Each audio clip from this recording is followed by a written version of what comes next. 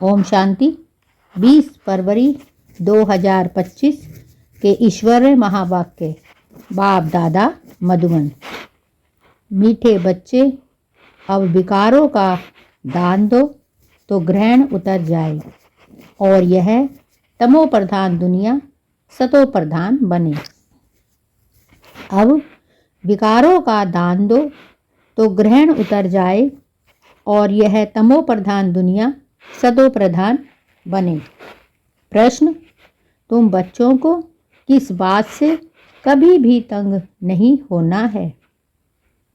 तुम बच्चों को किस बात से कभी भी तंग नहीं होना चाहिए? उत्तर: तुम्हें अपनी लाइफ जीवन से कभी भी तंग नहीं होना चाहिए, क्योंकि यह हीरे जैसा जन्म गाया हुआ है। इनकी संभाल भी करनी है। तंदुरुस्त होंगे तो नॉलेज सुनते रहेंगे। यहाँ जितना दिन जिएंगे कमाई होती रहेगी, हिसाब किताब चुकतू होता रहेगा। गीत। ओम नमो शिवाय। ओम शांति। आज गुरुवार है। तुम बच्चे कहेंगे सतगुरुवार, क्योंकि सतयुग की स्थापना करने वाला भी है। सत्यनारायण की कथा भी सुनाते हैं। प्रैक्टिकल में नर से नारायण बनाते हैं। गाया भी जाता है सर्व का सदगति दाता, फिर वृक्षपति भी है। यह मनुष्य सृष्टि का झाड़ है, जिसको कल्प वृक्ष कहते हैं। कल्प कल्प अर्थात 5000 वर्ष बाद फिर से हूबहू रिपीट होगा। झाड़ भी रिपीट होता है ना। फूल 6 मास निकलते हैं, फिर माली लोग जड़ निकाल कर रख देते हैं, फिर लगाते हैं तो फूल निकल पड़ते हैं। अब यह तो बच्चे जानते हैं। बाप की जयंती भी आधा कल्प मनाते हैं, आधा कल्प भूल जाते हैं। भक्ति मार्ग में आधा कल्प याद करते हैं। बाबा कब आकर के गार्डन ऑफ फ्लावर्स स्थापन करेंगे? दशाएं तो बहुत होती हैं ना। बृहस्पति की दशा भी है, उतरती कला की भी दशाएं होती हैं। इस समय भारत पर राहु का ग्रहण बैठा हुआ है। बाप कहते हैं बच्चे जानते हैं, बाप की जयंती भी आधा कल्प मनाते हैं, आधा कल्प भूल जाते हैं। भक्ति मार्ग में आधा कल्प याद करते हैं। बाबा कब आकर के गार्डन ऑफ फ्लावर्स स्थापन करेंगे? दशाएं तो बहुत होती हैं ना। बृहस्पति की दशा भी है, उतरती कला की भी दशाएं होती हैं। इस समय भारत पर राहु का ग्रहण बैठा हुआ है। चंद्रमा को भी जब ग्रहण लगता है तो पुकारते हैं, दे दान तो छूटे ग्रहण। अब बाप भी कहते हैं यह 5 विकारों का दान दे तो छूटे ग्रहण। अभी सारी सृष्टि पर ग्रहण लगा हुआ है। 5 तत्वों का भी ग्रहण लगा हुआ है, क्योंकि तमो प्रधान है। हर चीज नई फिर पुरानी जरूर होती है। नई को सतो प्रधान, पुरानी को तमो प्रधान कहते हैं। छोटे बच्चे को भी सतो प्रधान महात्मा से भी उच्च गिना जाता है, क्योंकि उनमें 5 विकार नहीं रहते। भक्ति तो सन्यासी भी छोटेपन से करते हैं। जैसे राम तीर्थ श्री कृष्ण का पुजारी था, फिर जब सन्यास लिया तो पूजा खल्लास। सृष्टि पर पवित्रता भी चाहिए ना। भारत पहले सबसे पवित्र था। फिर जब देवताएं वान मार्ग में जाते हैं तो फिर अर्थक्वेक आदि में सब स्वर्ग की सामग्री, सोने के महल आदि खल्लास हो जाते हैं। फिर नए सिरे बनना शुरू होते हैं। डिस्ट्रक्शन जरूर होता है, उपद्रव होते हैं।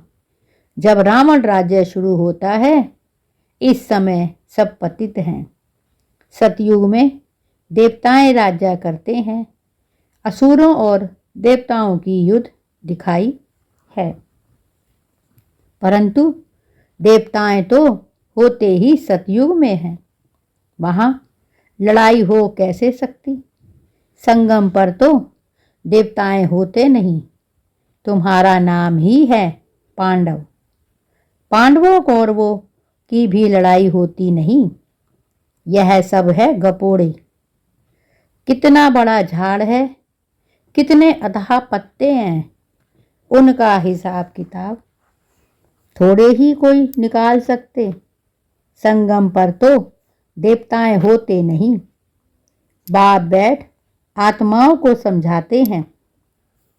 आत्मा ही सुनकर कान हिलाती है।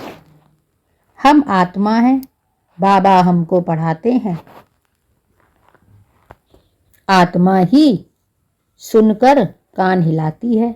हम आत्मा हैं, बाबा हमको पढ़ाते हैं। यह पक्का करना है। बाप हमें पतित से पावन बनाते हैं। आत्मा में ही अच्छे व बुरे संस्कार होते हैं ना। आत्मा ऑर्गन्स द्वारा कहती है, हमको बाबा पढ़ाते हैं। बाप कहते हैं, हमको भी ऑर्गन्स चाहिए जिससे समझाऊं।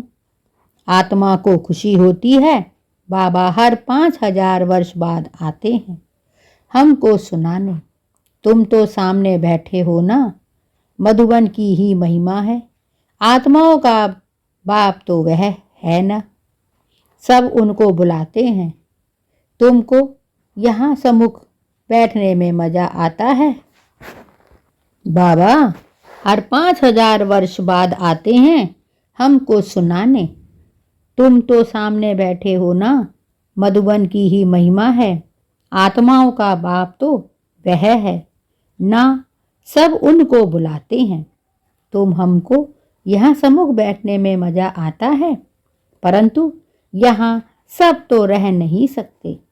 अपनी कारोबार सर्विस आदि को भी देखना है। आत्माएं सागर के पास आती हैं, धारण कर फिर जाएं, औरों को सुनाना है। नहीं तो औरों का कल्याण कैसे करेंगे? योगी और ज्ञानी तू आत्मा को शौक रहता है। हम जाकर औरों को भी समझाएं। अब शिव जयंती मनाई जाती है ना। भगवान वाच हैं। भगवान वाच श्री कृष्ण के लिए नहीं कह सकते। वह तो देवी गुणों वाला मनुष्य है। डिटिज्म कहा जाता है। भगवान वाच है। भगवान वाच श्री कृष्ण के लिए नहीं कह सकते। वह तो है देवी गुणों वाला मनुष्य। डिटिज्म कहा जाता है। अब बच्चे यह तो समझ गए हैं कि अभी देवी देवता धर्म नहीं है, स्थापना हो रही है। तुम ऐसे नहीं कहेंगे कि हम अभी देवी देवता धर्म के हैं, कि अभी अभी देवता धर्म नहीं है, स्थापना हो रही है। तुम ऐसे नहीं कहेंगे कि हम अभी देवता धर्म के हैं। नहीं, अभी तुम ब्राह्मण धर्म के हो। देवी देवता धर्म के बन रहे हो। देवताओं का परछाया इस पतित सृष्टि पर नहीं पड़ सकता है। इसमें देवताएं आ ना सके। तुम्हारे लिए नई दुनिया चाहिए। लक्ष्मी की भी पूजा करते हैं तो घर की कितनी सफाई कर देते हैं। अब इस सृष्टि की भी कितनी सफाई होनी है ना। सारी पुरानी दुनिया ही खत्म हो जानी है। लक्ष्मी से मनुष्य धन ही मांगते हैं, लक्ष्मी बड़ी या जगदम्बा बड़ी? जगदम्बा।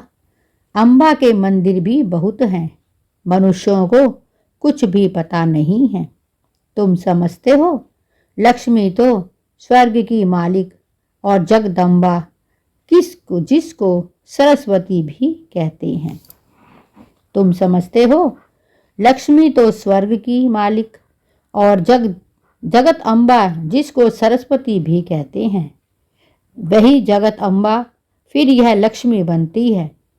तुम्हारा पद उच्च है, देवताओं का पद कम है। उच्चते उच्च तो ब्राह्मण चोटी है ना, तुम हो सबसे उच्च, तुम्हारी महिमा है। सरस्वती जगत अम्बा, उनसे क्या मिलता है? सृष्टि की बादशाही, वहां तुम धनवान बनते हो, विश्व का राज्य मिलता है, फिर गरीब बनते हो। भक्ति मार्ग शुरू होता है, फिर लक्ष्मी को याद करते हैं। हर वर्ष लक्ष्मी की पूजा भी होती है। लक्ष्मी को हर वर्ष बुलाते हैं, जगदम्बा का कोई हर वर्ष नहीं बुलाते हैं। जगदम्बा की तो सदैव पूजा होती ही है। जब चाहें तब अम्बा के मंदिर में जाएं। यहाँ भी जब चाहो जगदम्बा से मिल सकते हो। तुम भी जगदम्बा हो ना, सबको विश्व का मालिक बनने का रास्ता बताने वाले हो। जगत अम्बा के पास सब कुछ जाकर मांगते हैं, लक्ष्मी से सिर्फ धन मांगते हैं। उनके आगे तो सब कामनाएं रखेंगे। तो सबसे उच्च मर्तबा तुम्हारा अभी है, जबकि बाप के आकर बच्चे बने हो। वर्षा बाप देते हैं, अभी तुम हो ईश्वरीय संप्रदाय, फिर होंगे दैवी संप्रदाय। इस समय सब मनोकामनाएं भविष्य के लिए पूरी होती हैं। कामना तो मनुष्यों को रहती है ना, तुम्हारी सब कामनाएं पूरी होती हैं। बाप कहते हैं, अभी तुम हो ईश्वरीय संप्रदाय, फिर होंगे दैवी संप्रदाय। इस समय सब मनोकामनाएं भविष्य के लिए पूरी होती हैं। कामना तो मनुष्य की रहती है, कामना तो मनुष्यों को रहती है ना, तुम्हारी सब कामनाएं पूरी होती हैं। यह तो है आसुरी दुनिया। बच्चे देखो कितने पैदा करते हैं। तुम बच्चों को तो साक्षात्कार कराया जाता है। सतयुग में कैसे श्री कृष्ण का जन्म होता है, वहाँ तो सब कायदेशीर होता है। दुख का नाम नहीं रहता, उनको कहा ही जाता है सुख धाम। तुमने अनेक बार सुख में पास किया है, तुमने अनेक बार सुख में पास किया है, अनेक बार हार खाई है और जीत भी पाई है। अभी स्मृति आई है कि हमको बाबा पढ़ाते हैं, स्कूल में नॉलेज पढ़ते हैं, साथ साथ मैनर्स भी सीखते हैं ना। वहाँ कोई इन लक्ष्मी नारायण जैसे मैनर्स नहीं सीखते हैं। अभी तुम दैवी गुण धारण करते हो, महिमा भी उनकी ही गाते हो, सर्वगुण संपन्न। तो अभी तुमको ऐसा बनना है। तुम बच्चों को अपनी इस लाइफ से कभी तंग नहीं होना चाहिए, क्योंकि यह हीरे जैसा जन्म गाया हुआ है। इनकी संभाल भी करनी होती है। तंदुरुस्त होते तो नॉलेज सुनते रहेंगे, बीमारी में भी सुन सकते हैं, बाप को याद कर सकते हैं।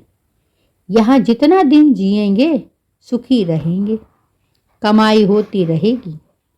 हिसाब किताब चुकतू होता रहेगा। बच्चे कहते हैं, बाबा सतयुग कब आएगा? यह बहुत गंदी दुनिया है।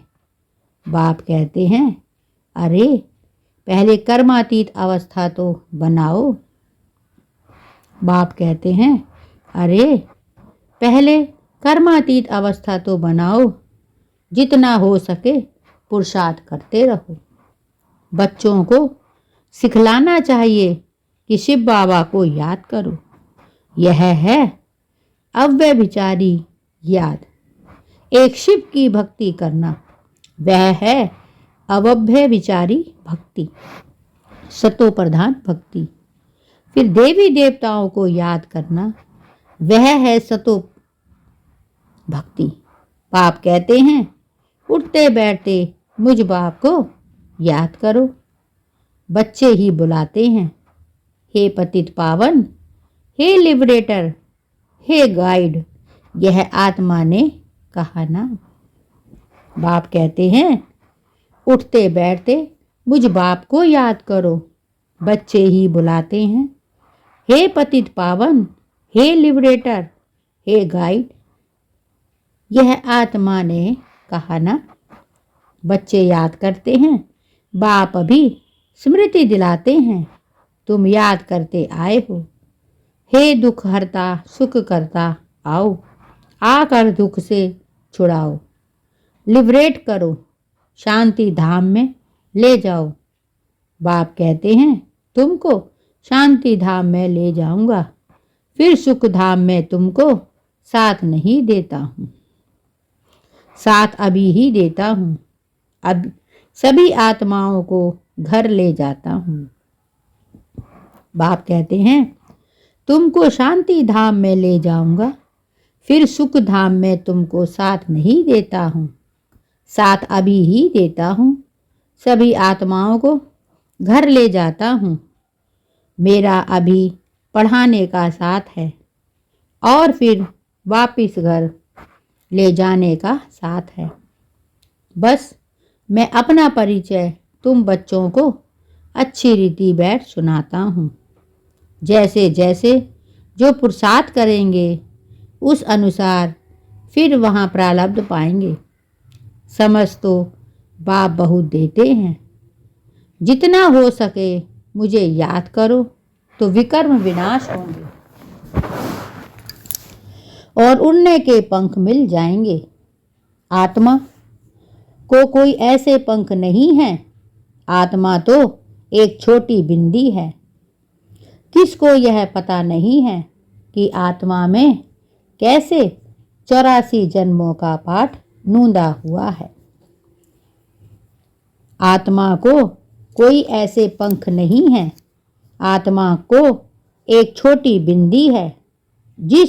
किसको यह पता नहीं कि आत्मा में कैसे 84 जन्मों का पाठ नूंदा हुआ है।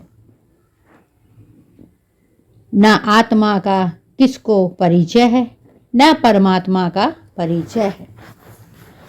तब बाप कहते हैं, मैं जो हूँ जैसा हूँ मुझे कोई भी जान नहीं सकता है। मेरे द्वारा ही मुझे और मेरी रचना को जान सकते हैं। मैं ही आकर तुम बच्चों को अपना परिचय देता हूँ। बाप कहते हैं, किसी को भी यह पता नहीं कि आत्मा में कैसे 84 जन्मों का पाठ नूंदा हुआ है। न आत्मा का किसी को परिचय, न परमात्मा का परिचय है। तब बाप कहते हैं, मैं जो हूँ जैसा हूँ मुझे कोई भी जान नहीं सकता। मेरे द्वारा ही मुझे और मेरी रचना को जान सकते हो। मैं ही आकर तुमको बच्चों को अपना परिचय देता हूँ। आत्मा क्या है वह भी समझ आता हूँ। इनको सोल रियलाइजेशन कहा जाता है। आत्मा भृगुटी के बीच में रहती है।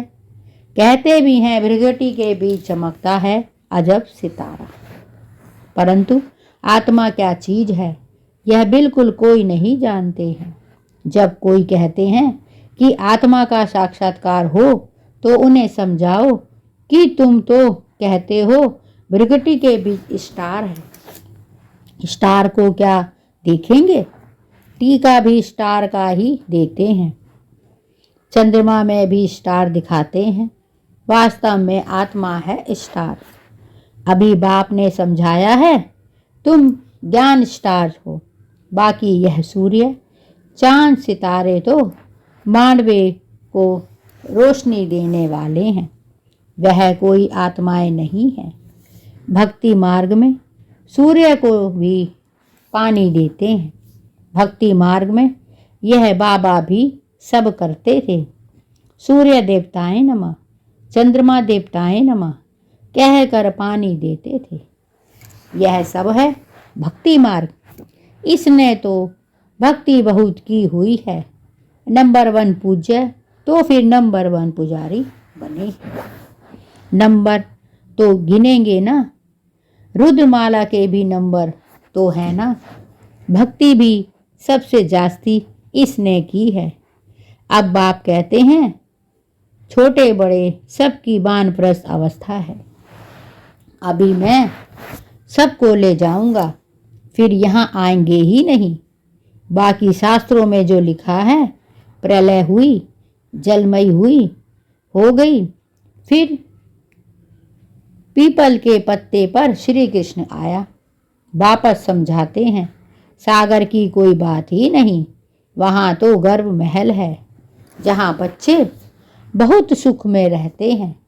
यहाँ गर्भ जेल कहाँ जाता है। पापों की भोगना गर्भ में मिलती है। पापों की भोगना गर्भ में मिलती है। फिर भी बाप कहते हैं मन मनाव, मुझे याद करो। प्रदर्शनी में कोई पूछते हैं सीढ़ी में और कोई धर्म क्यों नहीं दिखाए हैं। बोलो औरों के 84 जन्म तो है नहीं, सब धर्म झाड़ में दिखाए हैं। उससे तुम अपना हिसाब निकालो कि तुमने कितने जन्म लिए होंगे। हमको तो सीढ़ी 84 की दिखानी है। बाकी सब चक्र में और झाड़ में दिखाए हैं। इनमें सब बातें समझाई है।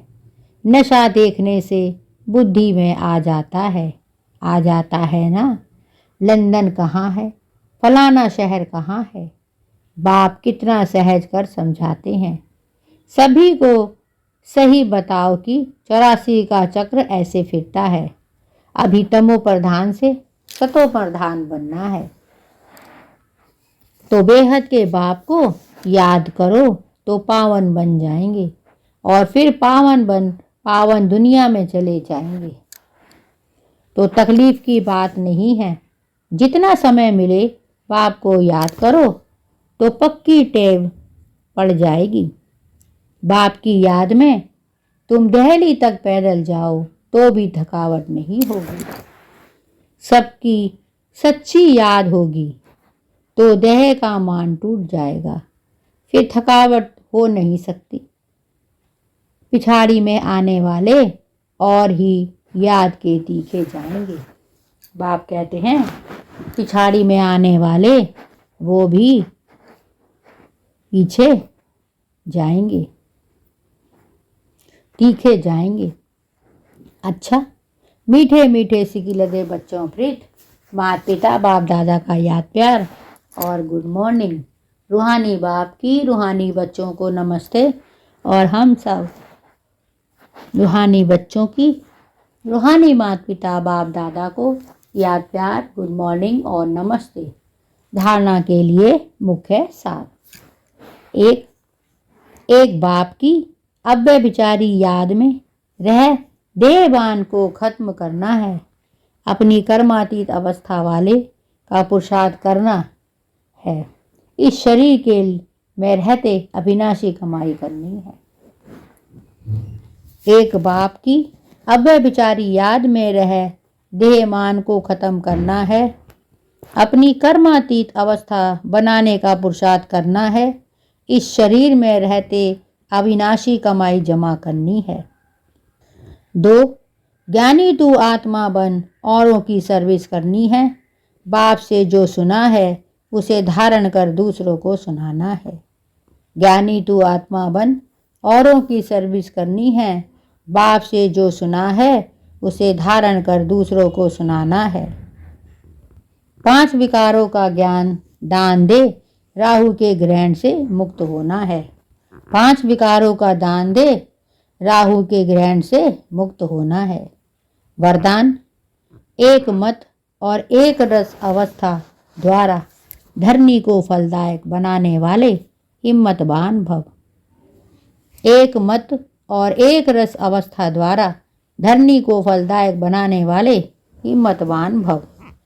जब आप बच्चे हिम्मतवान बनकर संगठन में एक मत और एक रस अवस्था में रहते व एक ही कार्य में लग जाते हो तो स्वयं भी सदा प्रफुल्लित रहते हो और धरनी को भी फलदायक बनाते हो।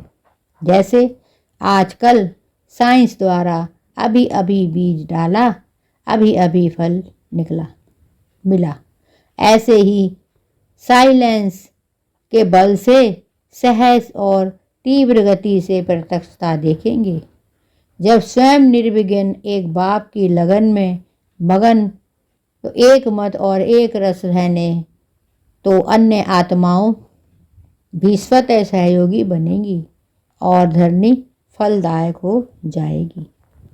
बाप कहते हैं, जब आप बच्चे हिम्मतवान बनकर संगठन में एक मत और एक रस अवस्था में रहते व एक ही कार्य में लग जाते हो तो स्वयं भी सदा प्रफुल्लित रहते और धरनी को भी फलदायक बनाते हो। जैसे आजकल साइंस द्वारा अभी अभी बीज डाला, अभी अभी फल मिला, ऐसे ही साइलेंस के बल से सहज और तीव्र गति के प्रत्यक्षता रहेगी। यह स्वयं निर्विघ्न एक बाप की लगन में मगन एक मत और एक रस रहेंगे तो अन्य आत्माएं भी स्वतः सहयोगी बनेंगी और धरनी फलदायक हो जाएगी। स्लोगन, जो अभिमान को शान समझ लेते हैं वह निर्माण नहीं कर सकते। जो अभिमान को शान समझ लेते हैं वह निर्माण नहीं कर सकते। अव्यक्त इशारे, एकांत प्रिय बनो, एकता और एकाग्रता को अपनाओ। एकांत प्रिय बनो, एकता और एकाग्रता को अपनाओ। एकांतवासी और रमणीकता दोनों शब्दों में बहुत अंतर है, लेकिन संपूर्णता में दोनों की समानता रहे। जितना ही एकांतवासी उतना ही फिर साथ साथ रमणीक भी हो। एकांत में रमणीकता गायब नहीं होनी चाहिए, दोनों समान और साथ साथ रहें। अभी अभी एकांतवासी, अभी अभी रमणीक।